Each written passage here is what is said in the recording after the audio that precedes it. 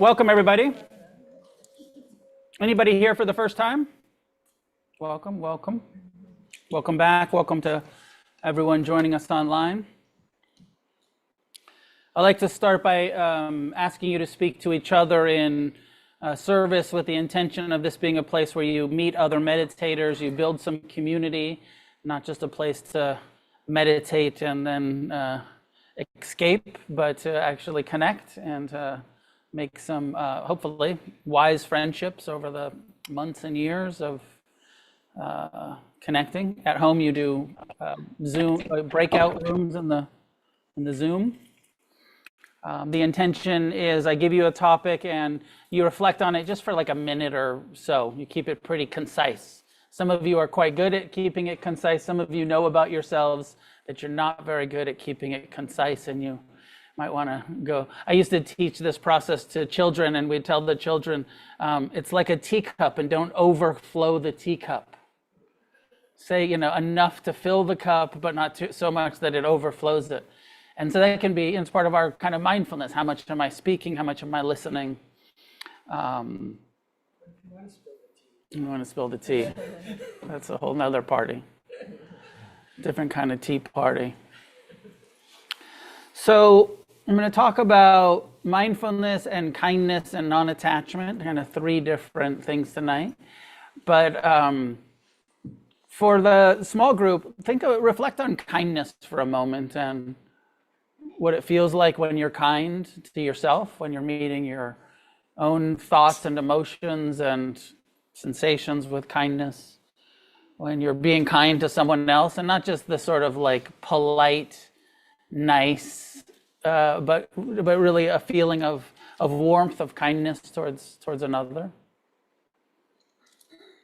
And reflect, and this is a core tenet of Buddhism, kindness, loving kindness. And reflecting in the small groups, reflect for each other, when is it easy to be kind to yourself or others? And maybe the answer is never, not yet. And maybe I know for my own experience when I started meditating was I didn't know how to be kind yet. So some of you might be there, some of you probably aren't there and have some experience with you've already learned how to be kind. I had to learn that through meditation, through this process. When is it easy to be kind to yourself or others?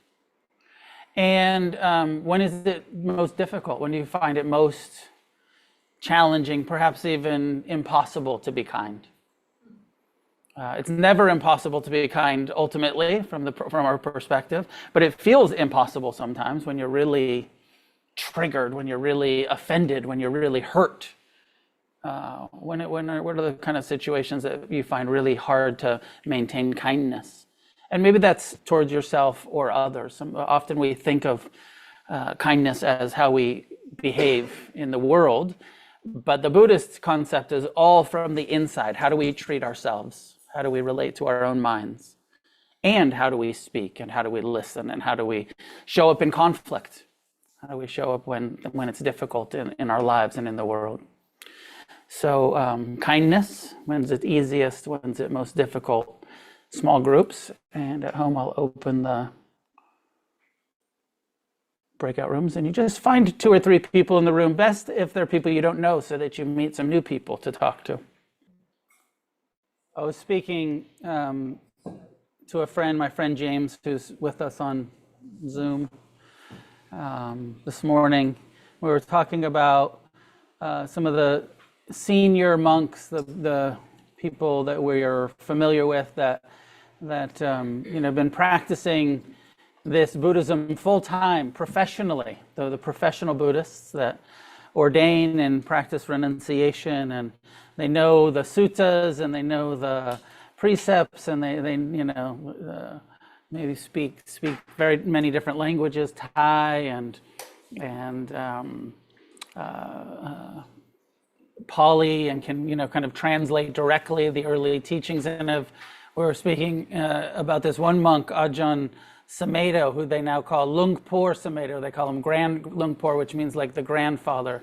Ajahn means like respected elder. And then when you get old enough, they start calling you grandpa.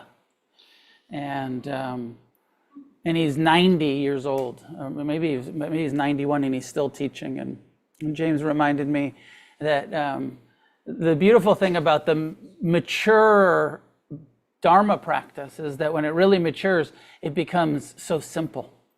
Sometimes when we're new to it, we get we really overcomplicate things, and we're like, in the Visuddhimagga is like this, and the Satipatthana is like this, and there's a right way and there's a wrong way, and there's we can get really intellectual about the knowledge of what the Buddha taught, and then the old mature, wise beings that keep it simple. And as James reminded me, he said things like, pay attention, be kind, let go. And we think, oh, that seems so simple. But that's actually where it leads you, is to a simplicity, a wisdom that is very practical. Pay attention, be kind, let go. And so maybe if that was your whole I'm going to give you more meditation instructions than that, but imagine if that was your whole direction. If you want to get enlightened, pay attention, be kind, let go. I might say that kindness, letting go, is an act of kindness. And I'll talk about that later in the Dharma talk, but we're separating it as be kind and let go, but actually letting go is often the kindest thing that we can do for ourselves when we're clinging and suffering about something. It's an act of kindness to let go. So meditate as fast as you can on paying attention, letting go, and being kind. Find a way to sit that's upright, that's relaxed.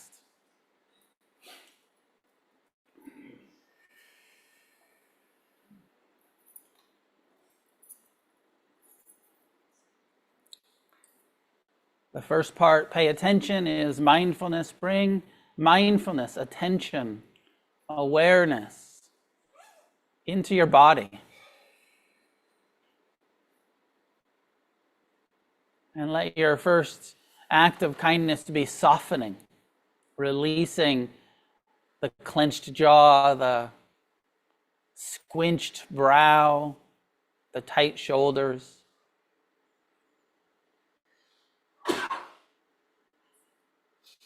Softening into the present time experience of the body, sitting still. Eyes gently closed, tongue resting in the palate, jaw unclenched.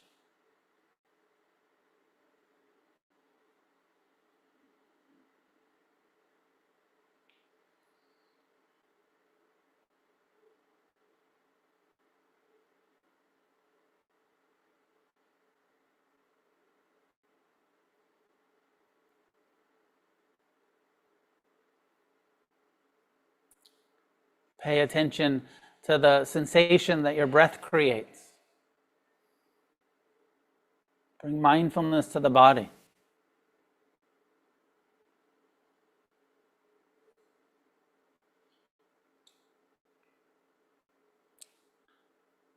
Bring a kind attitude. Observe and receive and experience your body with an attitude of kindness.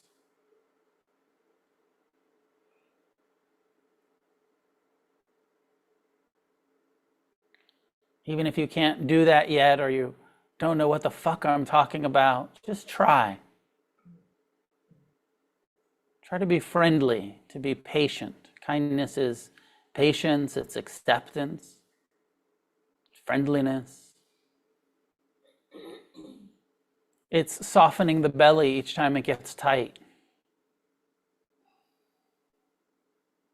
It's returning to the breath each time the mind starts wandering into the future, planning, worrying. It's an act of kindness to disengage, come back to the next breath. Here, now.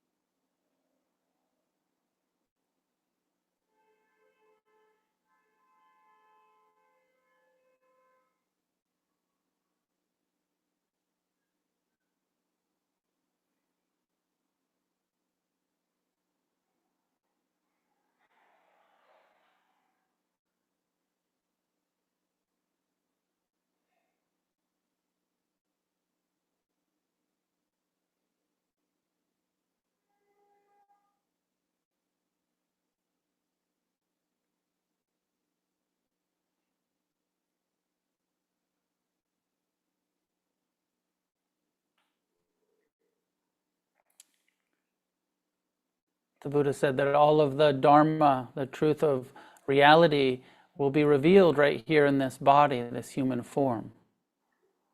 We're not looking outside, we're looking inside, investigating, contemplating, paying attention to the sensations and emotions, to the sense door perceptions, even to the mind itself. And everything we need to end suffering, we will find here, in this heart, this mind, this body, through paying attention closely, not looking outside of ourselves, but looking inside.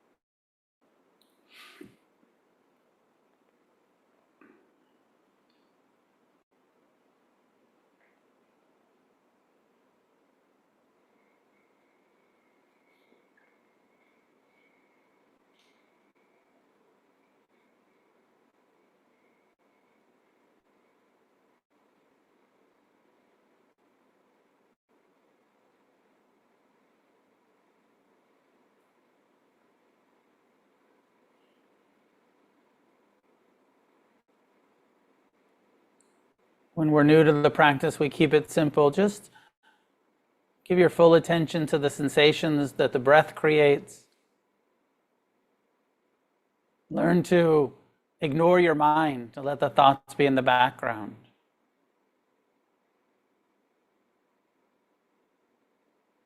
As the practice matures, we open the awareness to include our whole being, observing thoughts and emotions, receiving sound, and understanding the impermanent nature of all conditioned phenomena.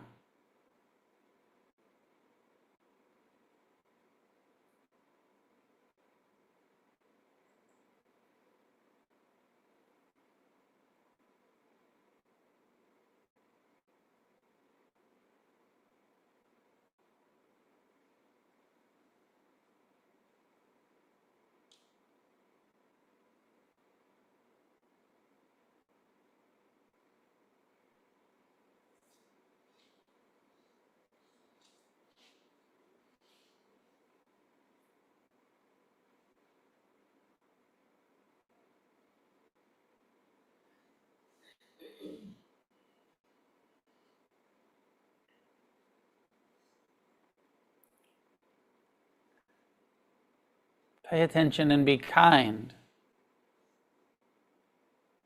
When it's painful, it's not necessarily the kind thing to do to avoid the pain, but to learn to be friendly towards it, to sit with the discomfort, breathe into it, soften around it.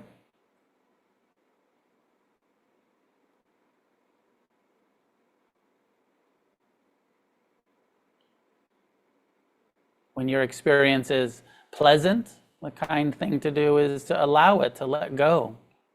Allow the pleasantness to be experienced without attachment.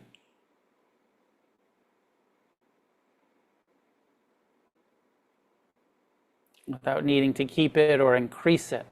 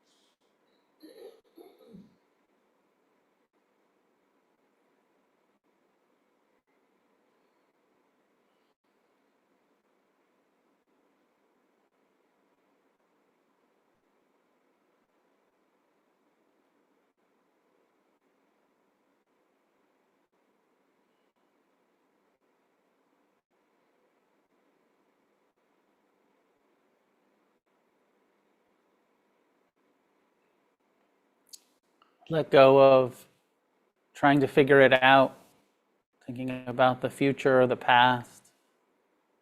Let go of trying to control your mind. Allow the thoughts to arise and pass without getting involved, without getting hooked.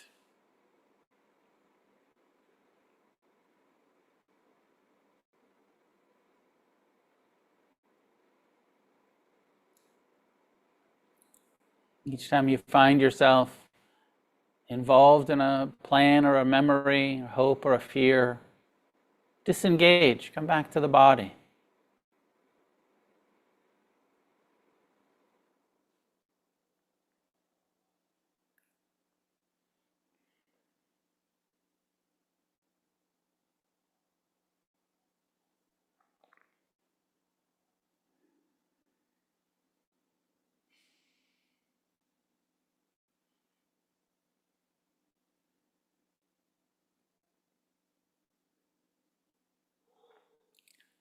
Each time you become aware that your belly is getting tight, soften. Release your jaw. Physical tension is usually resistance to what's happening rather than acceptance of it.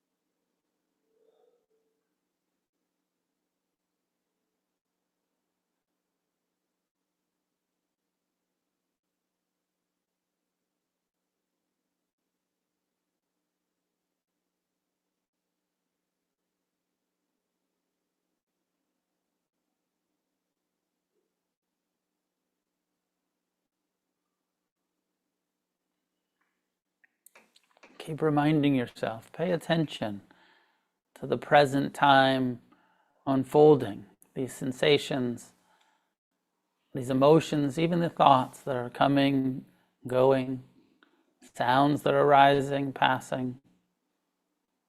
Pay attention to the impermanent nature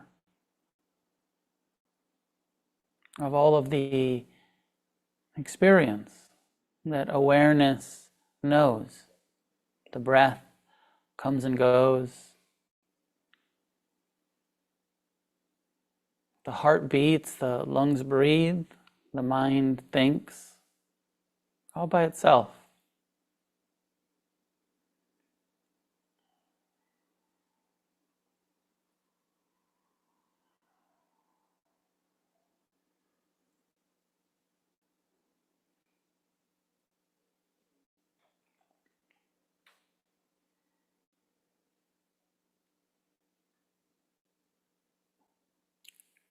Be as kind as you can. Sometimes it's just the intention. May I meet this discomfort in the body with friendliness, with acceptance, with tolerance, or these difficult thoughts, emotions. May I be friendly towards my own sadness, loneliness, fear.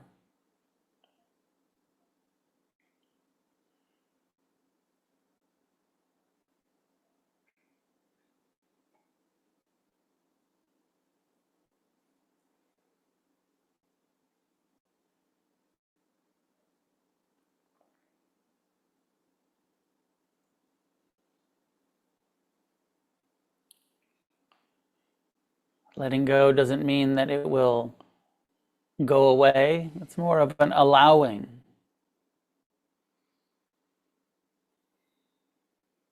Accepting and allowing whatever's happening right now, pleasant or unpleasant.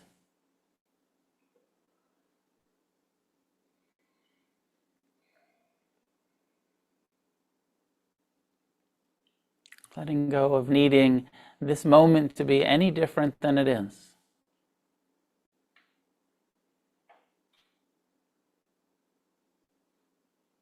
One of Ajahn Sumedho's other simple summations of the whole practice, he says, remember right now, it's like this.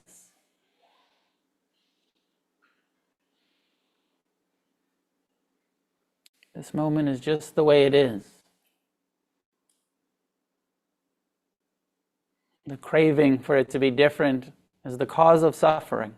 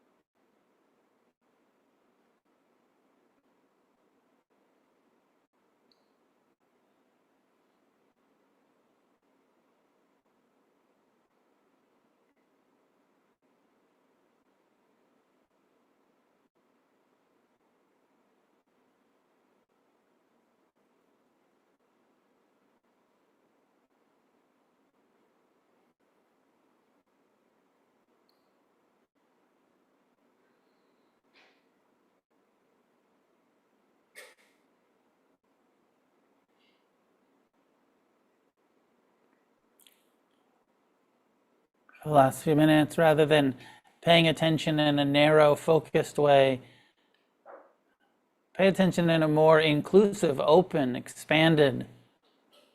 Allow awareness to be as big as your body, bigger than your body. Awareness to fill the whole room so that the body is just part of what awareness receives.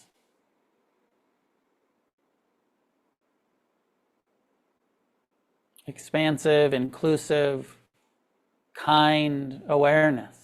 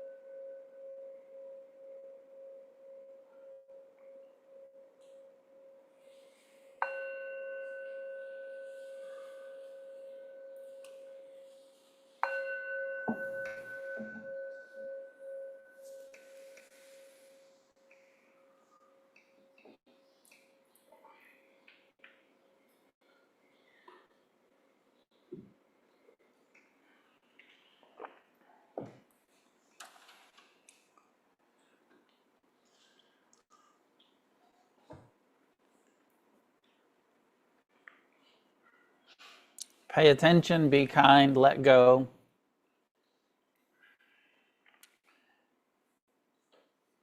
We're fortunate that Buddhism offers us, the Buddha left us very detailed instructions, technique of how to pay attention. And also acknowledge that, you can say pay attention, but that it's counter to our nature to really be present. That it's a training, it's a skill. The untrained mind, as many of you know, the wonderful image that the Buddha used of the monkey mind. The mind's nature is more like a untrained monkey in the jungle, swinging to the future and swinging to the past and being reactive, and paying attention, being present is not our nature. It's not. It's a skill. It's a training. It's a practice. Paying attention is mindfulness. It's easy to say.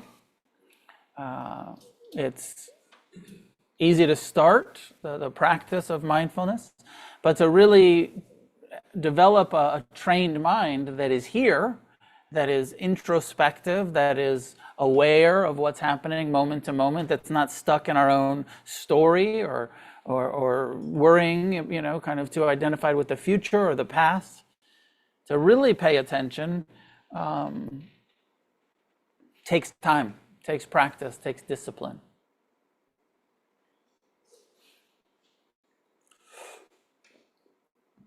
So I know, like, when I say it, I feel like the school teachers, like when I was a kid and I was bouncing off the walls in school, and the kids were like, and the teachers were like, pay attention. And I was like, how? I am paying attention to something, which is not you.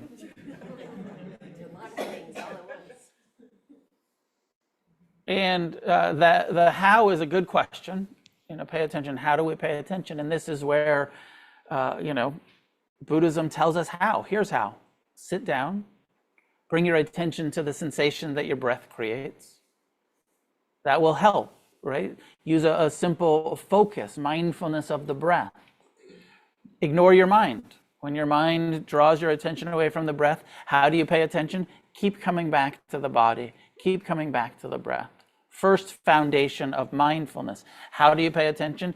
You train your awareness to feel, to receive, to be present with the sensations in the body.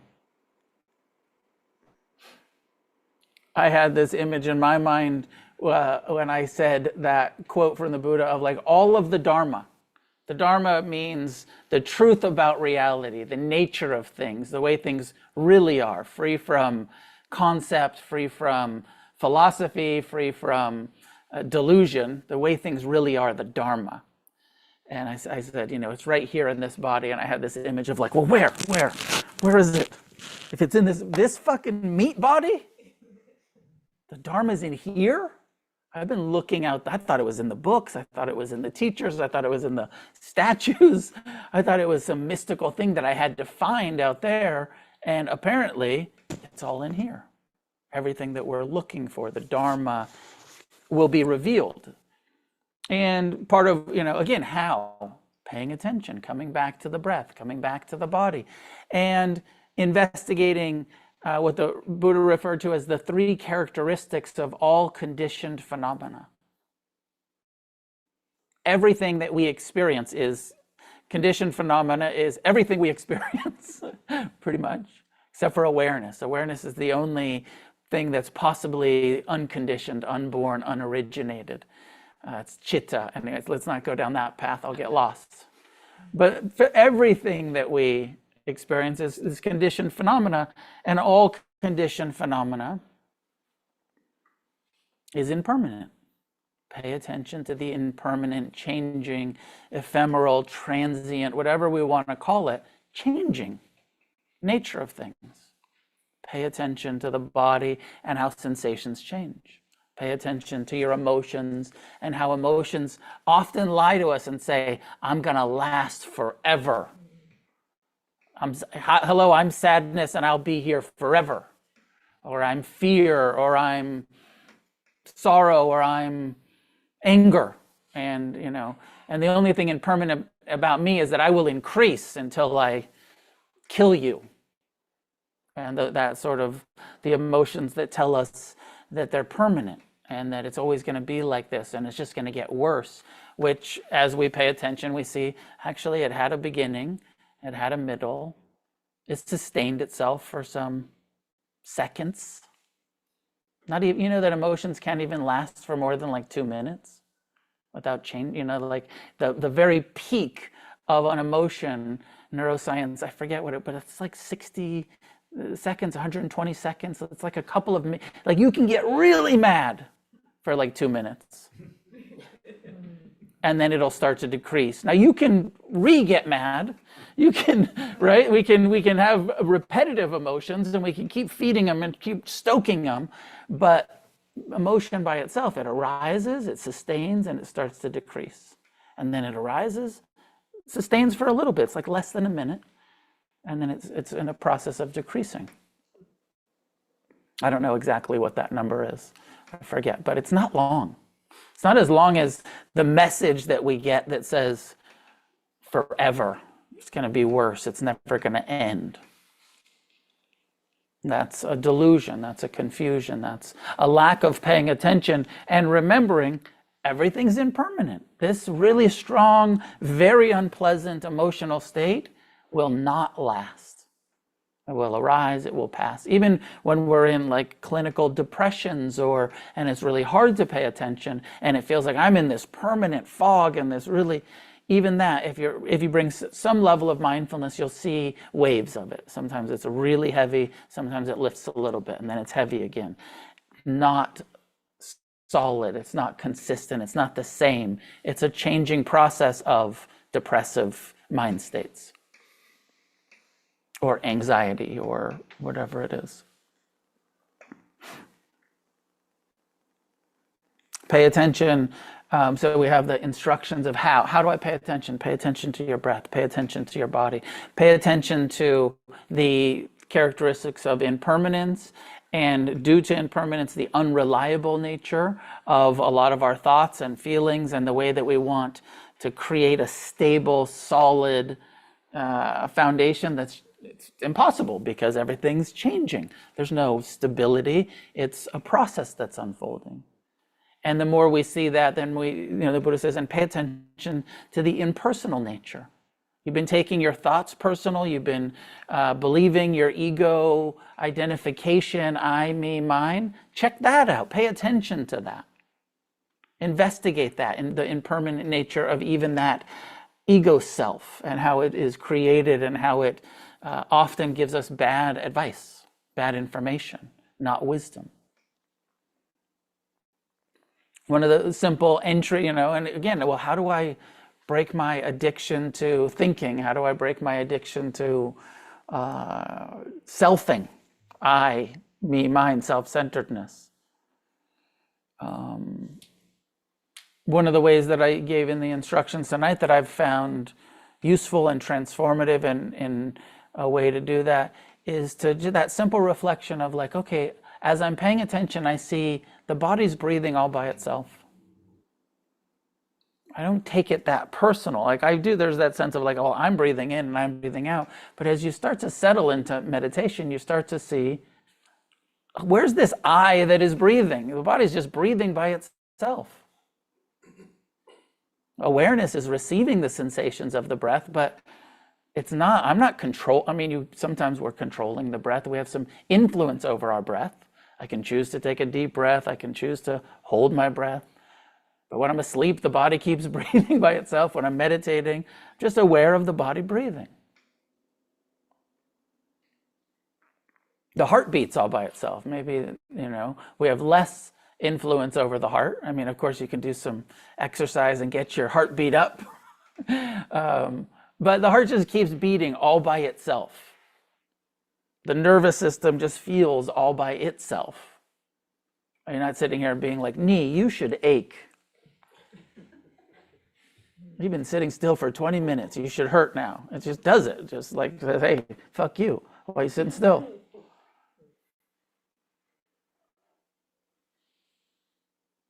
And then bringing that same, seeing the kind of impersonal nature of the body functions. Oh, my body just ages all by itself. It breathes all by itself. The heart beats all by, it's just all happening to me, through awareness is just receiving this body.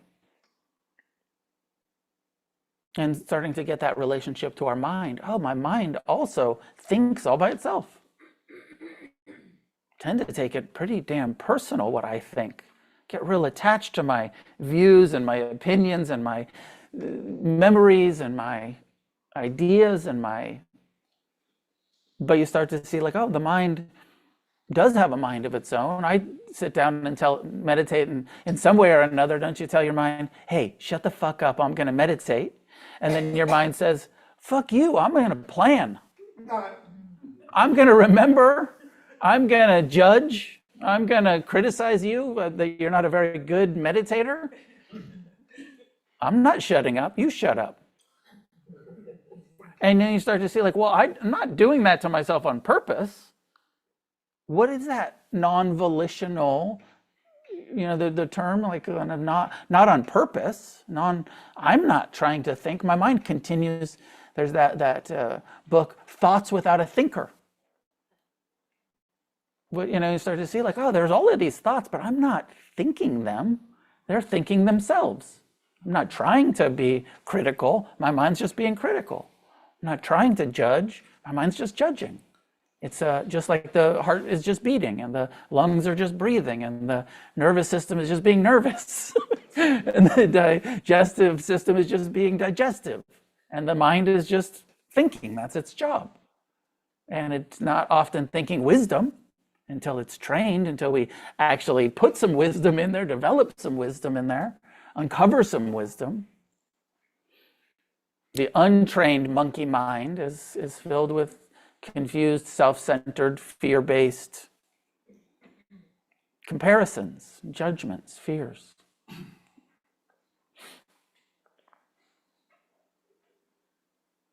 So pay attention, and how we pay attention, I feel so grateful, imagine many of you do, that we have a technique. This is how you pay attention. And, most of us weren't taught that when we were kids. Now they're going into schools, mindful schools, and teaching the kids some basic mindfulness in some areas. It's becoming more and more popular of like, we need to actually not just tell people to pay attention, but teach them how to pay attention. Realizing that it's, especially with the attention deficit and the phones and the, dopamine addiction that starts very young, I'm like, we need to teach people how to pay attention. And the Buddha, figured this out thousands of years ago and was like, pay attention. Here's how to train your mind. Here's how to train yourself to pay attention. 4 foundations of mindfulness. Don't just pay attention to the body and the sensation and the characteristic of impermanent and impersonal and unreliable or unsatisfactory in the sensations. Also pay attention to the feeling tone. Pay attention closely to what is pleasant and what is unpleasant and what is neutral. Your perception. How do you pay attention? Turn inward, feel the breath, the body. Observe the emotions, the minds, and identify, contemplate, investigate. Identify what's the feeling. We use this term feeling. Sometimes feeling means emotions. I'm in my feelings, emotions. But in this case, it means actually the tone of pleasant, unpleasant, neutral. Is the thought a pleasant thought or an unpleasant thought or a neutral thought? Is the sensation that you're aware of, the breath, the posture, the contact with the chair, pleasant, unpleasant, neutral? As we identify that, pay attention to the feeling tone of what's happening, then we start to really see, oh, this is my resistance to the pain that makes it worse. Aversion, anger, fear of pain, hatred of pain, intolerance. Paying attention to what's happening and how it feels and how we're responding to how it feels. I was talking to an old guy earlier today. I was actually just playing poker with him. And I said, Dan, are you still 87? I said, when's your birthday? When are you 88? And he said, I'll be 88 in March. And I said, how long you want to live? And he said, as long as it's not painful. He's like, I just really don't like being in pain. And I said, well, good luck with that, Dan. I'm all in.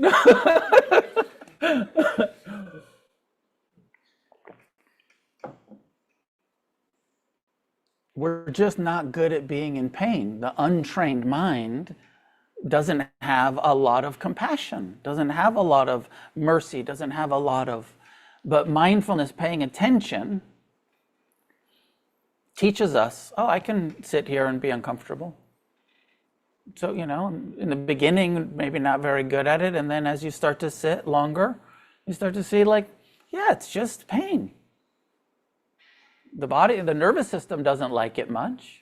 The ego maybe, makes up some stories about like, oh, you're going to hurt yourself. You need to run out of the room. This isn't safe, but it's not true. You start to see like, I can just sit here and be uncomfortable. It's okay. And that the pain is impermanent. Oh, it's quite sharp and stabbing and throbbing. And then 5 minutes later, my knee doesn't even hurt anymore. A minute ago, I was ready to jet, and now my back hurts, but my knee's fine. It's impermanent. It has, migrated somewhere else in the body.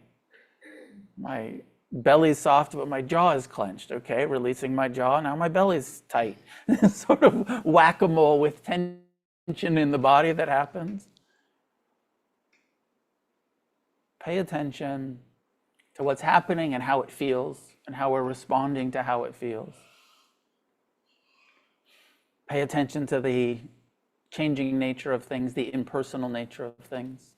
Part of this, Sebastian and I were talking earlier about the really good advice that Buddhism offers, don't take it personal.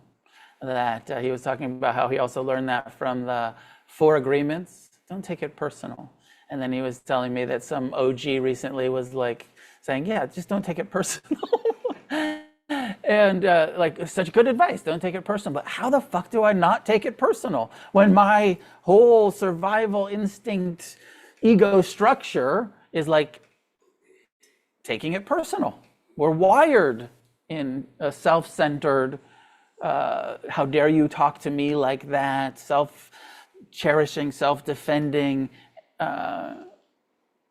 Even if you have a healthy childhood, it's not just the trauma, but trauma makes it worse, and the kind of environment that we grow up in exacerbates some of that reactivity and self-centeredness. And there is a way in which some of the self-centered fear, because it's survival instinct, actually did help us survive at one time in our life. And it can feel quite unsafe to let go of it. Because it's like, this is what protected me when I was actually in danger. And the mind doesn't know that it's not in danger anymore. And so it's quite a for most of us, it's a very long process of unlearning and rewiring and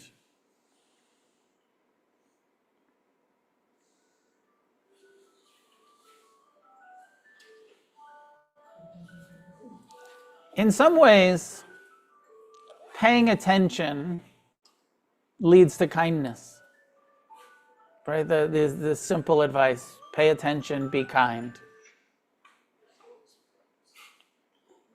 The more we pay attention to our pain and see that the instinctual aversion to it makes it worse, there can be an intuitive arising of compassion, of kindness. And just maybe a kind of scientific, what if I'm friendly rather than hateful? How's that feel? That kind of like, well, hate doesn't seem to work. I haven't been able to hate away my pain. That's a failed experiment. I've tried the first half of my life to hate my pain away, and it's still here. What if I try to be loving, be kind, be friendly? And it does sound like that was the Buddha's experience, that mindfulness led to the experience of loving kindness and of compassion. Turning towards the pain, turning towards the impermanent nature of pleasure, led to a more accepting. When I say kind, I would define kindness with other, they're words, right? It's hard to put words on experience, but it's what we're working with here. But I would define it as part of kindness is accepting things as they are as an act of kindness. It's kind to be accepting towards ourselves. Friendly, and again, friendliness, a big quality of friendliness is accepting and encouraging and supporting and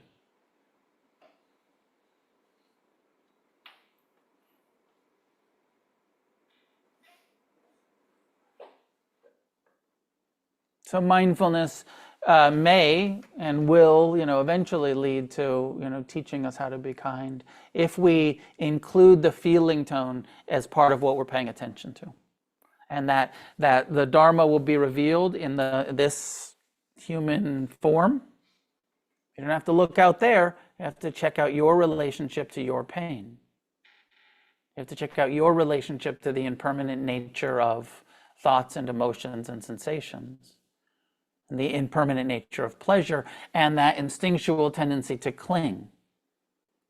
And the kindness, accepting, friendly. Kindness has to be situational. And developing the wisdom, developing the discernment, thinking of like the serenity prayer in the 12-step world that says, may I have the serenity to accept the things that I cannot change, and the courage to change the things that I can, and the wisdom to know the difference between the two. And that kind of kindness sometimes is accepting the things we can't change. And kindness is sometimes having the courage, the kind thing to actually take some action and not just become complacent and accepting in a way that is irresponsible. To have that responsibility that says, but again, I know that it's why that's a prayer. Because it's really hard to know, is this a situation to accept or to act? And often we can get in a place where we think we have more control than we do, and that we should always be able to have the courage to change. I think it was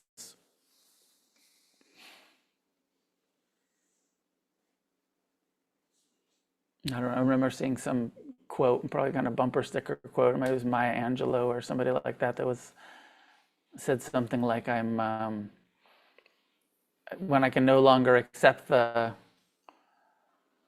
things I cannot, I don't know, and she kind of flipped it, she sort of, and I liked it, but it was like, I'm going to now have the courage to change the things that I cannot accept. And I like that, and that's a big part of the wisdom and the action and the engagement. The wisdom to do what we can to change the things that we can no longer accept about the world, but also about our own creation of unnecessary suffering in our lives. If you don't want to suffer anymore, you actually can change your relationship to it, to pain, to self-centeredness, to fear. And you have to have that courage to sit still and pay attention and to learn to be kind to ourselves, kind to each other. It makes sense what I'm saying. I really feel like we can't have a definition of kindness where it's like always nice. And there's a difference between being nice and being kind. Sometimes, like the phenomena of enabling someone. When you think you're being kind by giving money to the drug addict. And it's on some level, on the surface, it's like, oh, that was kind and generous of you to give money to that person. But actually, you're enabling them to continue hurting themselves. And it's actually not kind. And at some point, it becomes kinder in the, again, appropriate situation to say no.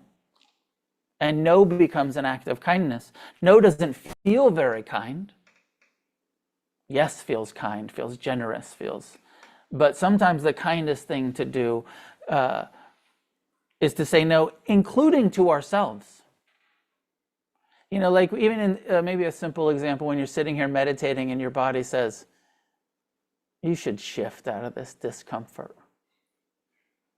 And, there's that kind of like, I'm going to be so gentle and kind with myself. I'm going to just shift out of this discomfort.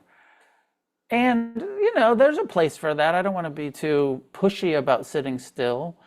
But at some point we have to say, actually, no, I'm not going to avoid my pain.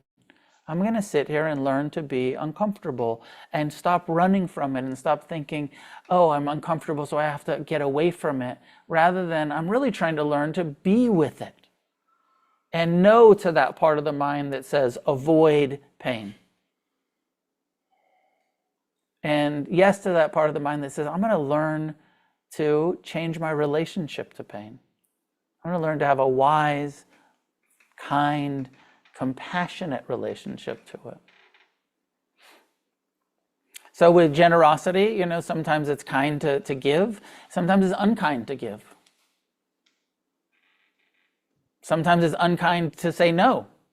When you have abundance and somebody's asking you for something and it's just selfishness that's saying, I want to keep it. Not very kind. But sometimes it's absolutely the right thing to give, to say, actually, it would be very kind to give.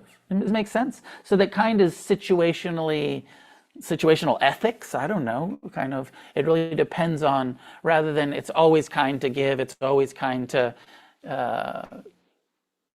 be tolerant. I don't, maybe that's the wrong term.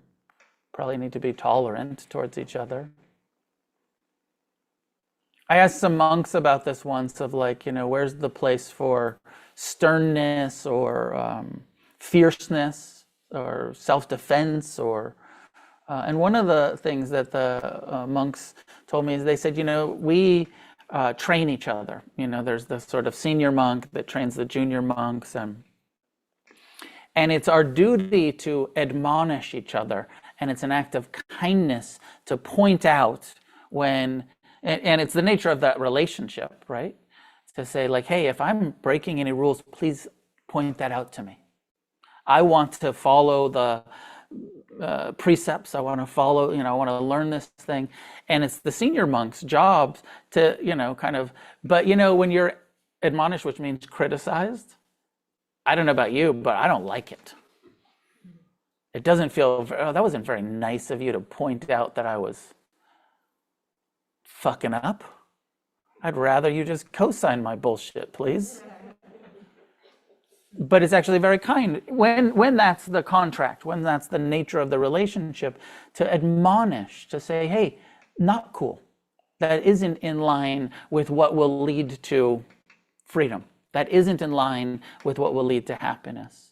And that there is a place out of kindness, when that's the kind of intimacy that we have with each other, to point it out. And, I think those kind of teacher-student or that kind of relationship is pretty rare in our culture. I've had it with some teachers. I've had it with a few friends. Like my friend Jason, who's here tonight, we've been friends for close to 40 years now.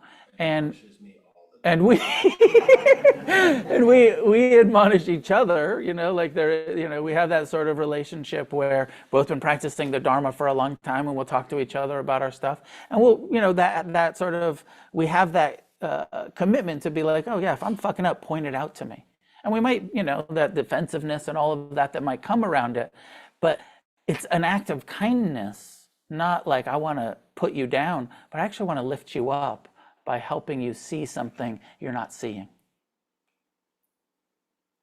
So, kindness doesn't always feel good. Can you reflect on some times in your life where somebody did something kind for you that didn't feel good? Or where you did something kind for someone else that didn't feel so good, wasn't so pleasant? It's not always pleasant.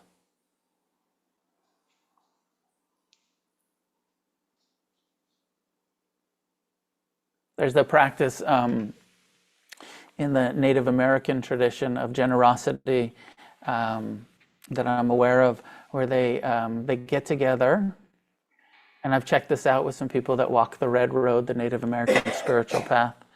And the practice is to give to each other something that you want to keep. That kind of generosity. Not the kind of generosity of like, I'm going to give you, oh, by the way, I brought a whole bunch of stuff over there tonight that I don't want to keep. And I'm going to give it to you for donation. I'll talk about that later. But that's so different. Of like, hey, I cleaned out my closet and there's a whole bunch of shit I don't want to keep. Would you guys take it off my hands for me? It's so much different than like, actually, I'm going to give you some things as an act of kindness that's not going to be easy. This is the stuff that I want to keep. That kind of kindness, that kind of generosity, the harder kind. I'm going to share some of my money with you. I want to keep all of my money. I'm going to give you some. That kind of generosity.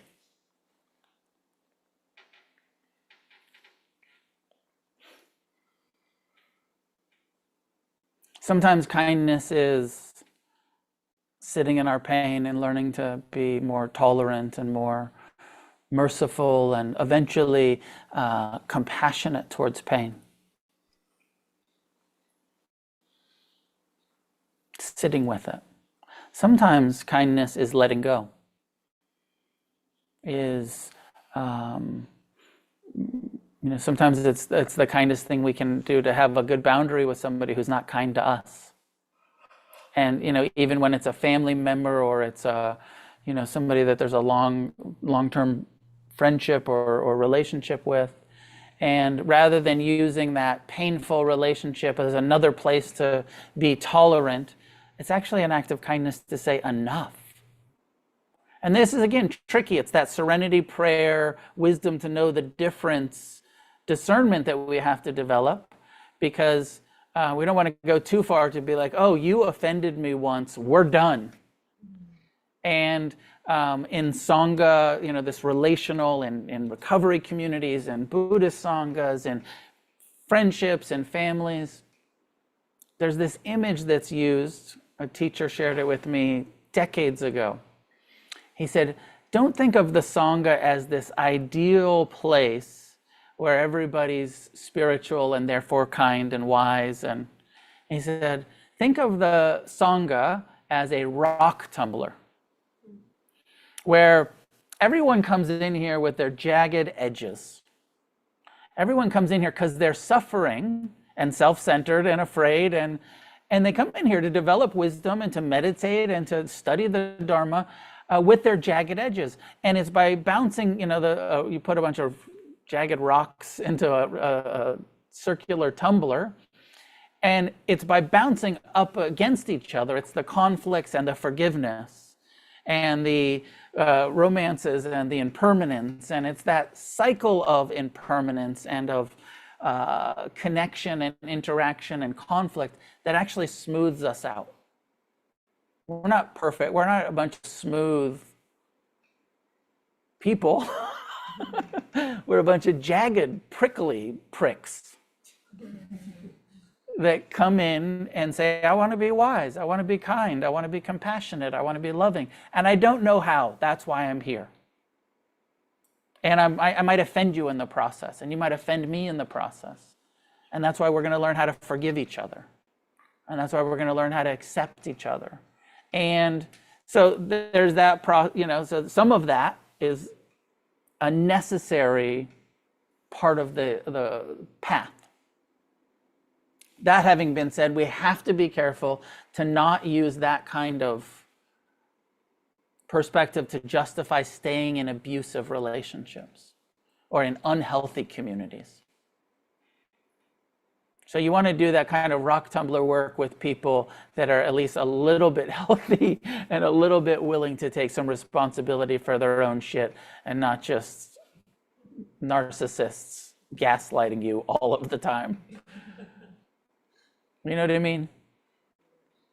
Both, kind of both. We have to have some mutuality in those kind of relationships. In all relationships. Letting go is an act of kindness. Anytime we're clinging to anything, it's hurting us.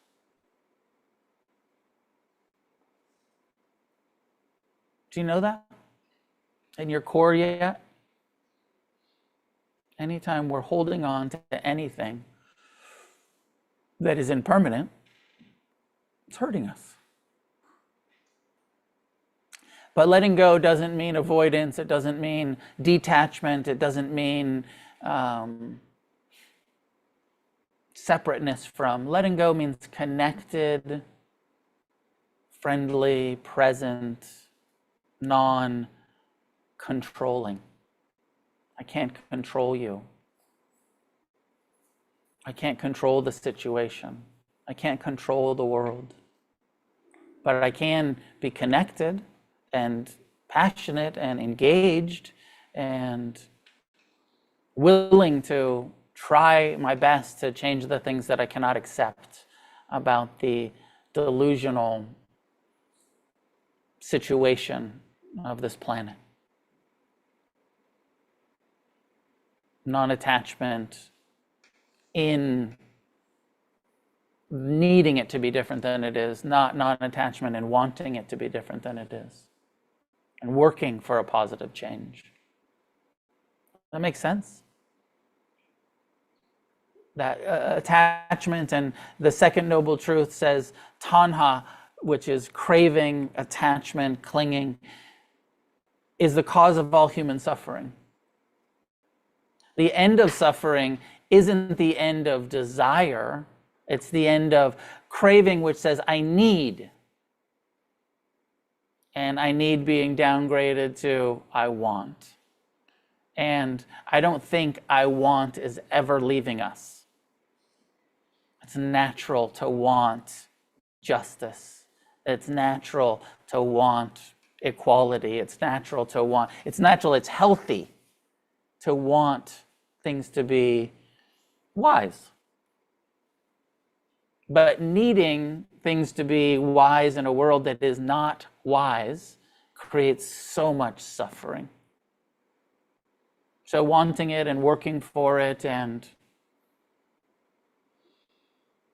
the wisdom to know the difference, what we can't change.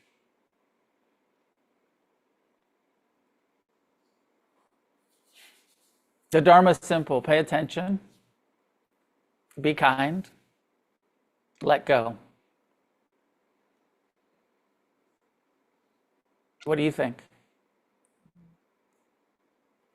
Any questions, comments, clarifications about any aspect of what I've shared tonight or anything else, questions you might have, please? I'm just curious, a friend of mine who's kind of getting into practice or getting into this stuff.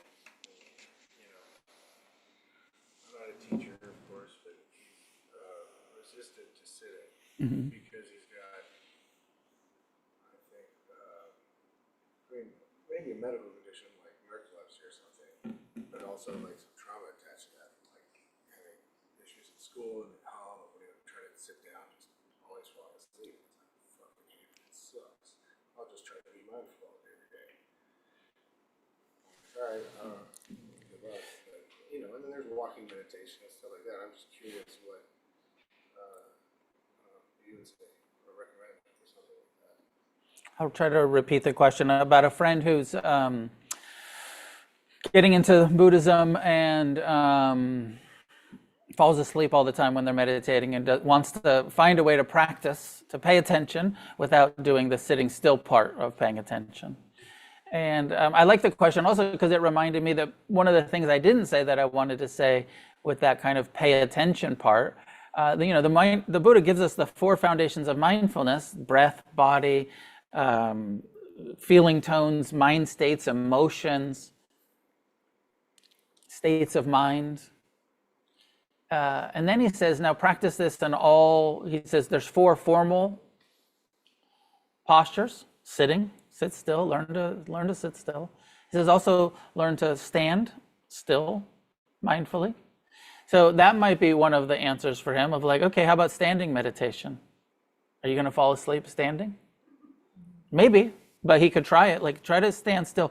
There's something important about some aspect of a stillness practice to learn to be uncomfortable, because if you're still, you get uncomfortable after a little while, and it's important to learn to be uncomfortable and not to always be walking away from the discomfort. So standing meditation might be interesting for him. Walking, sitting, standing, walking, laying down. So it makes sense that the active meditations for somebody who might have narcolepsy, falls asleep all of the time, has some trauma about stillness or eyes closed. There's, those kind of trauma-informed approaches, being gentle, all for it. I also feel like it is going to be important at some point to learn to be still and to learn to, so maybe that's standing. Maybe that's laying down. Maybe it's an acceptance of like, yeah, I'm going to set the alarm for my 30 minutes or 45 minutes or whatever it is, and I'm going to fall asleep, and that's okay. And I'm going to have a sleeping meditation every day for 45 minutes. And let me do that for the next 90 days or 6 months or 10 years and see what happens. Actually, maybe at some point, I'll find that I don't fall asleep. You got to try it for an extended period of time. First, maybe just accepting I might fall asleep and let that be okay. Try standing. But so the Buddha said, these 4 postures, and then he went on to say, and in every activity of the body. So nothing is outside of mindfulness. It's not just, we do learn how, I think, I learned how to do it by sitting still. And then I learned how to do it by doing walking meditation. And then standing, and then trying to do the reclining posture without falling asleep, or in the process of falling asleep. And then trying to bring it into, okay, I'm being mindful of brushing my teeth. I'm being mindful of eating. Everything that I put in my mouth, I'm being mindful of speaking, being mindful of listening, being mindful of driving. Mindfulness in every activity of the body. Without some level, I think I have a bias, I could be wrong about this, but my sense is without some level of a trained mind in the stillness, I'm not sure how authentic our integrated mindfulness can be without the deep investigation of the three characteristics in stillness. It does seem to be how the Buddha taught it. Sit meditation. Now that you've learned to sit, learn to integrate it into everything. I'm not sure if we can reverse engineer mindfulness into, I know there's a whole bunch of people out there in the Mick mindfulness secular app, they want you to buy their app and they'll tell you just do this 5-minute meditation and you don't have to really meditate, just subscribe. We'll help you fall asleep, which is great. I'm dissing it, but also it's better than nothing. So I'd encourage him to try standing meditation and to explore the possibility of allowing the sitting meditation to just be a nap, and that's okay. Or to be that sort of nod that's like, okay, I'm awake, I'm asleep, I'm awake. And maybe gently approaching it, since you said there was some trauma around it, like start with 5 minutes, go to 10 minutes, increase the tolerance for whatever that is that's resisting it, that's afraid of it, that's feeling triggered by it. Could also try eyes open meditation, like more of a zazen kind of, or a dzogchen or zazen, some of those Buddhist practices where you don't close your eyes in meditation, you keep your eyes open and facing the wall or something like that, and seeing that might feel safer, for if it feels traumatic to close your eyes, see like, okay, what if I meditate with my eyes open, but maintain the stillness posture?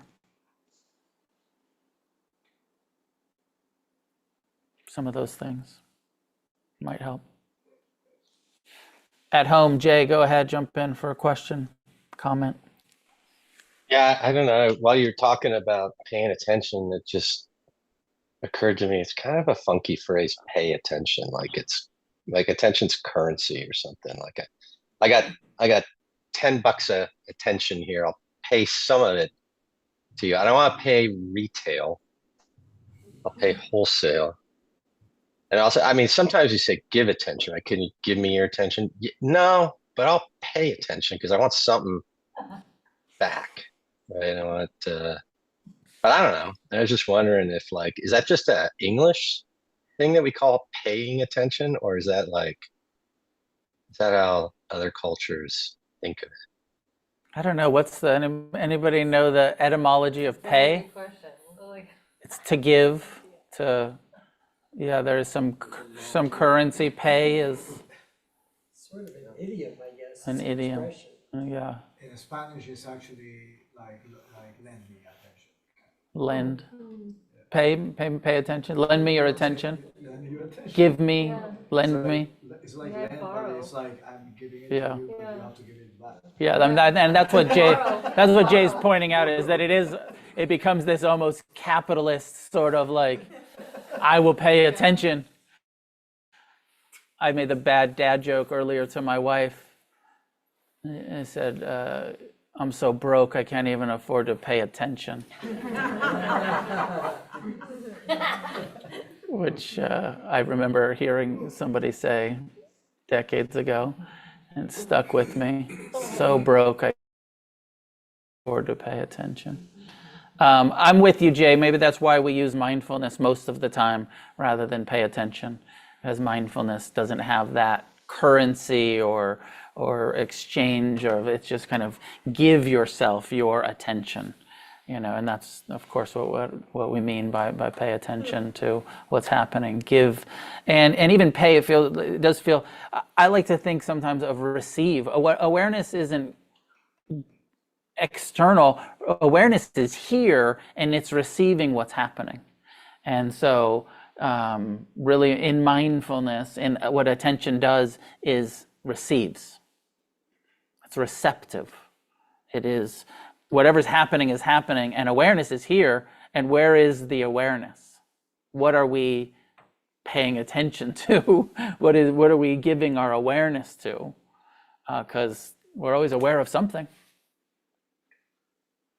And it's training the awareness to be receptive, and to be able to move it around and to choose what we're paying attention to. And then at the end of the meditation instruction, I said, now experiment with broad, open awareness, where you're not directing it. It's not focused awareness. It's not the breath. It's not the mind. It's not the feeling tones. It's just that open, spacious consciousness that is choiceless, rather than choosing what you're paying attention to.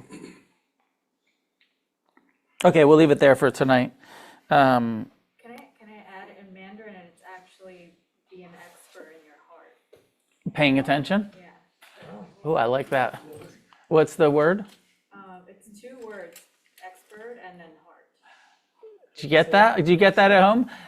She was saying that in Mandarin, Chinese, what we would say pay attention would translate as be an expert in your own heart. That's beautiful. That's so much cooler. So much cooler. So much cooler. Be an expert. Duanxing. Be an expert. So that's that's next week's Dharma talk. Be an expert in your own heart. So I mentioned I found, like, I was cleaning out some closets and I found like dozens and dozens of Against the Stream and Dharma Punx and probably some Refuge Recovery clothing that I have worn in the past that I don't want anymore. Some of it's pretty new, some of it's pretty old. Some of it's discontinued collector's vintage Dharma Punx shit from 2007, like old school, real vintage, like. I don't know what's in there actually, but what I'd like to do is, what I did is I put it there, and you can have whatever you want for Dana, for donation. Suggested donation is $10 for an article, and if there's a shirt or a sweatshirt or something there that you want to pay $10 for, please do. If you want to take some things and you don't have the money to make a $10 donation, that's okay too, but they're offered for Dana. Suggested Dana is $10 for that box of stuff. And George and Tibby have an announcement for us before we end. Hi, what's up, y'all? With our Off the Cushion social action group, we've got a few things going on. This weekend is No King's Day protest on Saturday. As a group, we've kind of come up with some ideas, and Tibby, we're going to talk about it.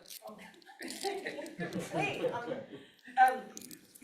Noah may correct me on this, but I kind of like to think of the Buddha as the OG No King. And yes, as my partner here has mentioned, partner in crime mentioned, it is No King's Day on Saturday. So as a group, Noah really kindly has offered to do a meditation circle. And I think one of the things that just personally for me is great about that is, like, I've been dealing with how do I conduct myself in this world that's so full of rage and hate right now. And of course I want to be angry back. And there are some other ways that we can do that. And second of all, I've gone now to protest about these issues of compassion in our country with different members of our Sangha.